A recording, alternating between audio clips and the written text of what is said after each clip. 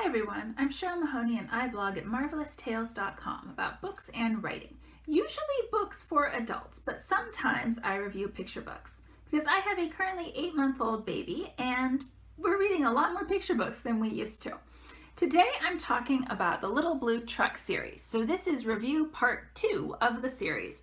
Last time I talked about the very first book, Little Blue Truck, and several of the subsequent sequels. Today I'm back with the 4 books that I had not yet owned at the time, but we have now added to our collection. We read books from the Little Blue Truck series a lot, pretty much daily, and I should clarify that my baby's not choosing books yet. He's just barely starting to show a little bit of preference around books, so this is what Mommy is choosing to read to baby. Because they're a very fun series. I don't get sick of them. And I also find that they're really good for this age because they are pretty fast paced. So if he's not gonna sit real long, we can keep moving and you turn the page pretty frequently to keep him interested in the pictures. So that's sort of the blanket, really highly recommended series. Also, all the animal sounds are a lot more fun for me to read, I think, as well. And now I'm going to delve into a few of the specific books that I did not cover on my last review. So the big one, I would say, is Little Blue Truck's Christmas. This is probably the most popular. There was a whole stretch where my baby would smile every time I started this book. And he's a little bit of a hard audience, so that's a big deal, actually. And he still seems to like it. He's now taken to grabbing the lights at the end when we get to this part, trying to grab them. So I feel like I just did a little bit of a spoiler there for showing the last page first, but oh well, forgive me.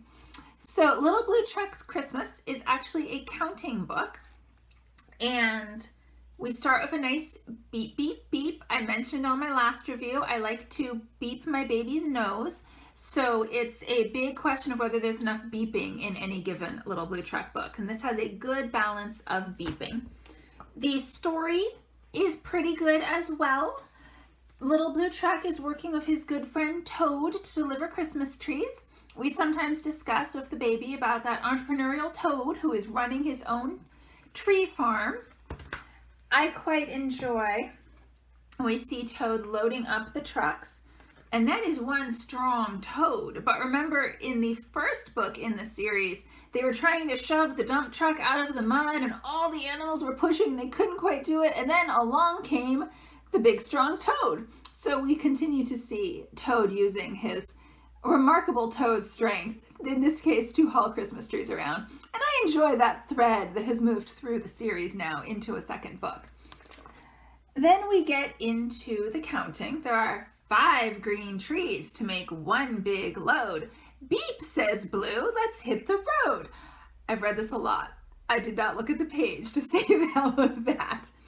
And then we count down as Blue delivers to several of the animals.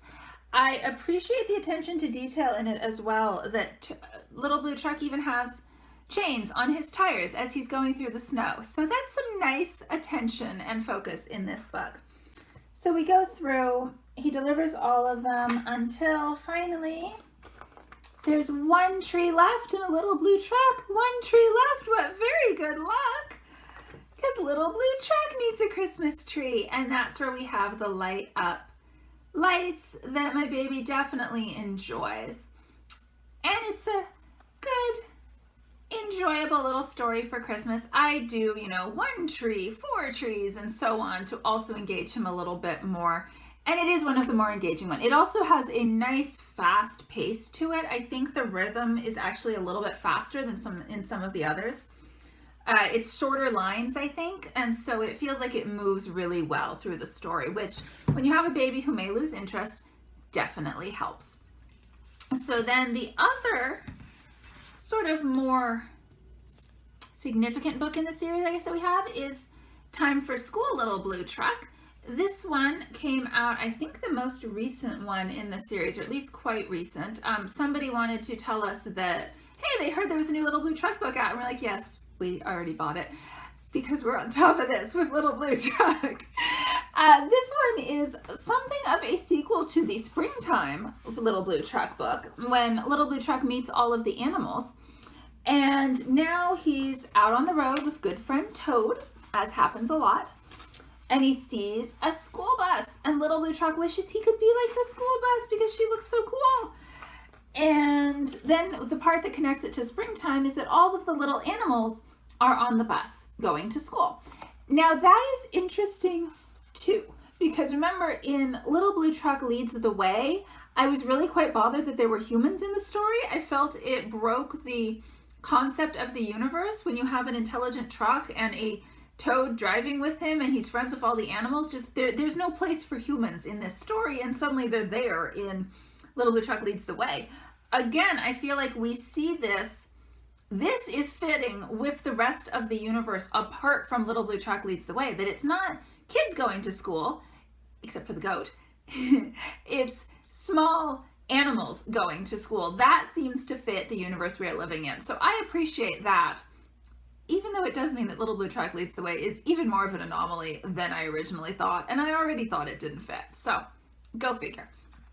Anyhow, they're heading off to school. It's a nice story where at first Little Blue Truck is told he can't be like a school bus. But then, crisis, the piglet didn't make it onto the bus. So Little Blue Truck says, I can help, and he takes the pig to school. They also cut through the forest. They get into slightly wilder country. We see a couple of wild animals well, they're not that dangerous, but an owl and a squirrel. So that's new. We haven't met them before. And we've only seen farm animals before this. And of course, eventually they get to the school and everybody is impressed that Little Blue Truck brought the pig to school, and they all cheer for Little Blue Truck. So it's a nice storyline. It's a nice message, as the Little Blue Truck books tend to have. It's longer than some of the others. I think there's really 2, 3 that are not board books. I guess just there's this one, there's Goodnight Little Blue Truck, and I guess that's it actually. But they're a little bit longer than the others, I think. Not significantly, just a little bit more. And so it's a bit of a different rhythm than the board books. But it's very nice. It's a nice message too about how he's able to do something in his own way, and he's not a school bus, but that doesn't mean he can't achieve something. So that's a very nice story as well. Now, the other ones we have are a bit different. Little Blue Truck's Farm Sticker Fun is kind of a fall one, but there isn't really a story. It's activity books. Obviously, I have an 8-month-old. He's too young for this one, but his daddy felt we had to buy every book. So we got this one also, and we'll save it for the future. It is kind of a repeat of some of the others. There's bits from a few of the other books in there. Some of the pictures, because we have everything, we were able to recognize, but there are some new things also. They go apple picking. They have some different Halloween costumes from the Little Blue Truck Halloween book. So there is some new stuff. There's also some things that are familiar though. This picture is straight out of Little Blue Truck Leads the Way, for example. But it's kind of cute. It's not a story though, really. I mean, I tried once to read it to him to see if I could sort of pick up these parts at the top and tell a story, but there isn't really one. That's okay. It's fun for what it is. It's just 8 months is too young for it, whereas 8 months is fine for all the others. Okay, and then last book is What Do You Say, Little Blue Truck? This one is one of these sound ones where Oink said the pig, let's see, moo. Moo said the cow, and so on. The plot is a bit simple. It's the only one that actually does drag on a little bit long for me, to be honest. I think there's probably about 2 animals too many in this. Little Blue Truck is out in the countryside, and he says beep when he says hello. How did Little Blue's friends say hi? They all go along. Blue sees each animal, and this part is all the same. Does Pig say beep like Little Blue? No, Pig says oink, as all pigs do. And then it keeps doing that. Does Sheep say beep like Little Blue? No, he doesn't. He says bah, as all sheep do. You see the point.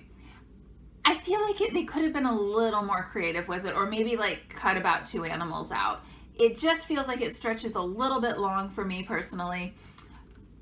I also find I actually prefer doing the animal sounds. I think that's more fun and engaging than the recorded version right now.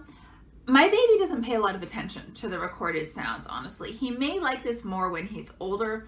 Can't say. He's too young to press him himself, so we don't really have that interaction going on yet.